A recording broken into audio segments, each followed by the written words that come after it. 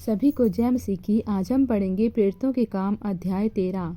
बरनबास और शाऊल का भेजा जाना। अंताकिया की कलीसिया में कई भविष्यवक्ता और उपदेशक थे, जैसे बरनबास और शमौन जो नीगर कहलाता है, और लुकियस कुरेनी, और चौथाई देश के राजा हेरोदेश का दूध भाई मनाहेम, और शाऊल। जब वे उपवास सहित प्रभु की उपासना कर रहे थे तो पवित्र आत्मा ने कहा, मेरे लिए बरनबास और शाऊल को उस काम के लिए अलग करो जिसके लिए मैंने उन्हें बुलाया है। तब उन्होंने उपवास और प्रार्थना करके और उन पर हाथ रखकर उन्हें विदा किया। पौलुस की प्रथम प्रचार यात्रा। अतः वे पवित्र आत्मा के भेजे हुए सिलूकिया को गए और वहां से जहाज पर चढ़कर साइप्रस को चले और सलमीस में पहुंचकर परमेश्वर का वचन यहूदियों के आराधनालयों में सुनाया। यूहन्ना उनका सेवक था। वे उस सारे टापू में होते हुए पाफुस तक पहुँचे। वहाँ उन्हें बार यीशु नामक एक यहूदी टोनहा और झूठा भविष्यवक्ता मिला। वह हाकिम सिरगियुस पौलुस के पास था, जो बुद्धिमान पुरुष था। उसने बरनबास और शाऊल को अपने पास बुलाकर परमेश्वर का वचन सुनना चाहा, परंतु एलीमास टोनहे ने, क्योंकि यही उसके नाम का अर्थ है, उनका विरोध करके हाकिम को विश्वास करने से रोकना चाहा।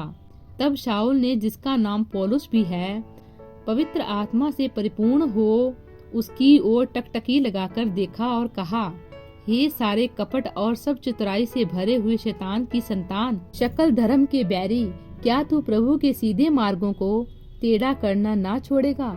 अब देख, प्रभु का हाथ तुझ पर लगा है और तू कुछ समय तक अंधा रहेगा और सूर्य को ना देखेगा। तब तुरंत धुंधलापन और अंधेरा उस पर छा गया और वह इधर उधर टटोलने लगा ताकि कोई उसका हाथ पकड़ के ले चले।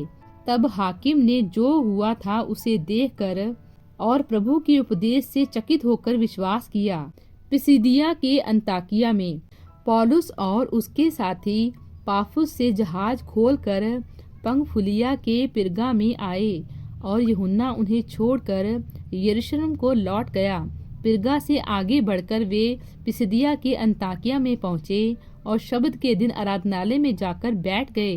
व्यवस्था और भविष्यवक्ताओं की पुस्तक से पढ़ने के बाद आराधनालयों के सरदारों ने उनके पास कहला भेजा, हे भाइयों, यदि लोगों के उपदेश के लिए तुम्हारे मन में कोई बात हो तो कहो।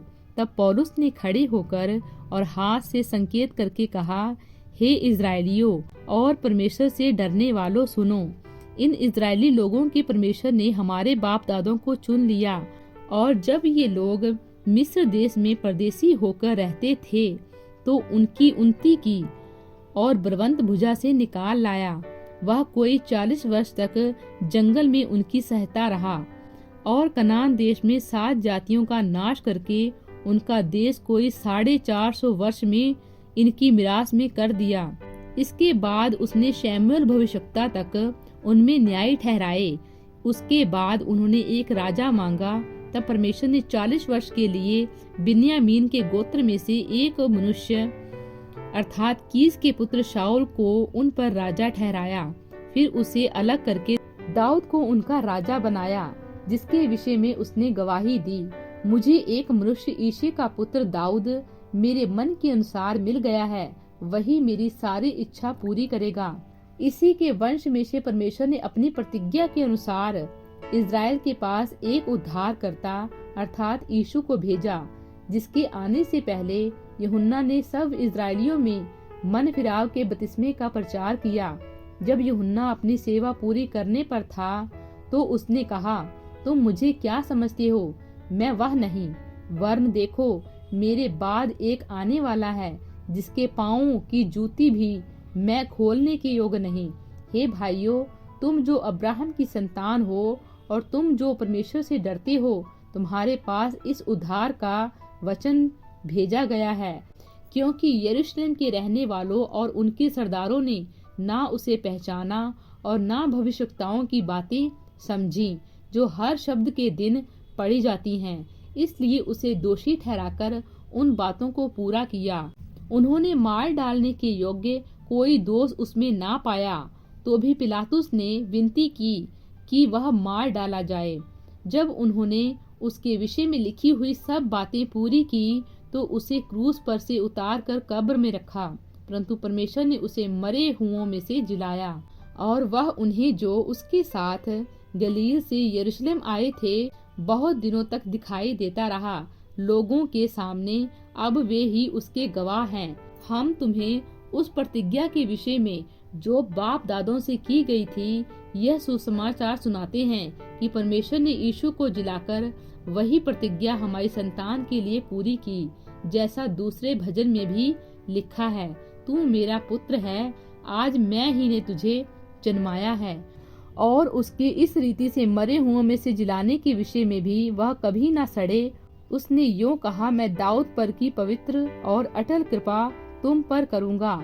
इसलिए उसने एक और भजन में भी कहा है, तू अपने पवित्र जन को सड़ने न देगा, क्योंकि दाऊद तो परमेश्वर की इच्छा के अनुसार अपने समय में सेवा करके सो गया और अपने बाप दादों में जा मिला और सड़ भी गया, परंतु जिसको परमेश्वर ने जिलाया वह सड़ने नहीं पाया। इसलिए हे भाइयों, तुम जान लो कि इसी के द्वारा पापों की क्षमा का समाचार तुम्हें दिया जाता है, और जिन बातों में तुम मूसा की व्यवस्था के द्वारा निर्दोष नहीं ठहर सकते थे, उन्हीं सब में हर एक विश्वास करने वाला उसके द्वारा निर्दोष ठहरता है। इसलिए चौकस रहो, ऐसा न हो कि जो भविष्यवक्ताओं की पुस्तक में आया है तुम पर भी आ पड़े। हे निंदा करने वालों, देखो और चकित हो और मिट जाओ, क्योंकि मैं तुम्हारे दिनों में एक काम करता हूँ, ऐसा काम कि यदि कोई तुमसे उसकी चर्चा करे तो तुम कभी विश्वास न करोगे। उनके बाहर निकलते समय लोग उनसे विनती करने लगे कि अगले शब्द के दिन हमें ये बातें फिर सुनाई जाएं। जब सभा उठ गई तो यहूदियों और यहूदी मत में आए हुए भक्तों में से बहुत से पौलुस और बरनबास के पीछे हो लिए, और उन्होंने उनसे बातें करके समझाया कि परमेश्वर के अनुग्रह में बने रहो। पौलुस द्वारा अन्य जातियों में प्रचार करना। अगले शब्द के दिन नगर के प्राय सब लोग परमेश्वर का वचन सुनने को इकट्ठे हो गए, परंतु यहूदी भीड़ को देखकर डाह से भर गए और निंदा करते हुए पौलुस की बातों के विरोध में बोलने लगे।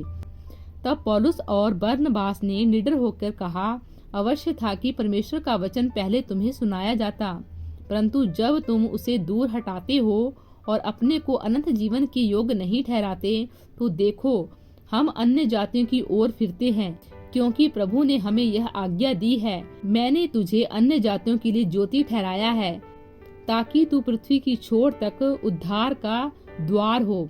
यह सुनकर अन्य जातीय आनंदित हुए और परमेश्वर के वचन की बड़ाई करने लगे, और जितने अनंत जीवन के लिए ठहराए गए थे उन्होंने विश्वास किया। तब प्रभु का वचन उस सारे देश में फैलने लगा, परंतु यहूदियों ने भक्त और कुलीन स्त्रियों को और नगर के प्रमुख लोगों को उकसाया और पौलुस और बरनबास के विरुद्ध उपद्रव करवाकर उन्हें अपनी सीमा से निकाल दिया। तब वे उनके सामने अपने पांवों की धूल झाड़कर इकुनियुम को चले गए, और चेले आनंद से और पवित्र आत्मा से परिपूर्ण होते गए। प्रभु इन वचनों द्वारा आपको बहुतायत से आशीष दें। आमीन।